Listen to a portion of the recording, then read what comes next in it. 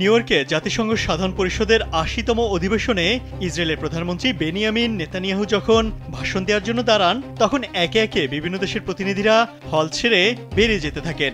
প্রশ্ন ওঠে, সে সময় কি করেছিল বাংলাদেশের প্রতিনিধিরা? বিভিন্ন সামাজিক যোগাযোগ মাধ্যমে এ নিয়ে অনেকে পোস্ট করেন। নেতানিয়াহু ভাষণ দেওয়ার সময় সেখানে বসেছিল বাংলাদেশ দলের প্রতিনিধিরা।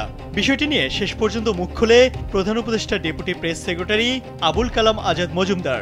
শনিবার সামাজিক যোগাযোগ মাধ্যম ফেসবুকে দেয়া এক পোস্টে তিনি লেখেন, অধিবেশনে ইসরায়েলের প্রধানমন্ত্রী বেনিয়ামিন নেতানিয়াহু ভাষণ দেওয়ার পর বাংলাদেশের প্রতিনিধি দল সেখানে প্রবেশ করে।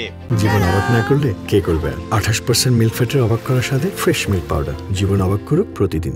ওই ফেসবুক পোস্টে তিনি লেখেন, সামাজিক যোগাযোগ মাধ্যমে ইসরায়েলি প্রধানমন্ত্রীর বক্তব্যের সময় বাংলাদেশ প্রতিনিধি দল উপস্থিত ছিল, এমন প্রচারণা পতিত শক্তির অপপ্রচার ছাড়া কিছুই না। আবুল কালাম আজাদ লেখেন, মিথ্যাই এখন তাদের একমাত্র অবলম্বন।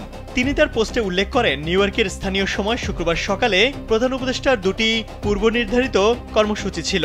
তিনি বলেন, কর্মসূচি শেষে প্রধান উপদেষ্টার নেতৃত্বে বাংলাদেশ প্রতিনিধি দল যখন সাধারণ পরিষদের হলরুমে প্রবেশ করে, তখন বক্তব্য দিচ্ছিলেন সেন্ট ভিনসেন্টের প্রধানমন্ত্রী রালফ গঞ্জালভেজ। এর আগে ইসরায়েল, পাকিস্তান ও চীনের প্রধানমন্ত্রীরা তাদের বক্তব্য শেষ করেন।